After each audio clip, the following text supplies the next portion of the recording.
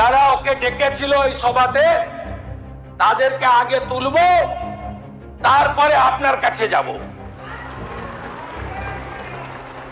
যা করার করবো, আমি আশ্বস্ত করছি আপনাদের। আমি ক্ষমা চাওয়ানোর মতো কোনো কথা বলিনি, ক্ষমা চাওয়ানোর কোনো প্রশ্নই নেই। আপনার বিরুদ্ধে একদিকে বিধানসভায়, অন্যদিকে আইনত ব্যবস্থা মানে এফআইআর হয়েছে আপনার এফআইআর তো হয়েছে, এফআইআর বহরমপুরে হয়েছে, ইংলিশ বাজারে হয়েছে, শক্তিপুর, রেজিনগরে যে প্রশাসন আছে তারা সমটু কেস করেছে। আইনের পথে চলবে। বিধানসভাতে নিন্দা করা হয়েছে। হ্যাঁ, করতেই পারে, সেটা তারা ক্ষমতায় আছে, তাদের মেজরিটি সদস্য আছে, তারা নিন্দা প্রস্তাব আনতে পারে, আমাকে সাসপেন্ড করতে পারে, স্পিকারের সে অধিকার আছে।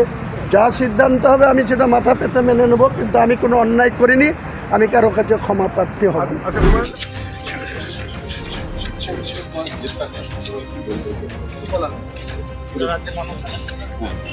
আমরা অ্যান্টি ভালো নয়, ক্রিমিনালও নয়।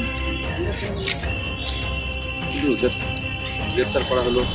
আমরা একটা রেজিস্টার্ড পলিটিক্যাল মিটিং করেছিলাম, এছাড়া আমাদের কোনো অপরাধ নেই। তুমি কোন দলে কোন দায়িত্বে আছে? কোন দায়িত্বে আছে? কোন দায়িত্বে আছে? সমান্তর সভাপতি। গ্রেপ্তার করা হলো কেন? গ্রেপ্তার করা হলো কেন? গ্রেপ্তার অর্গানাইজেশন করেছে, ঠিক আছে, এটা আইন না, আইনের শাসন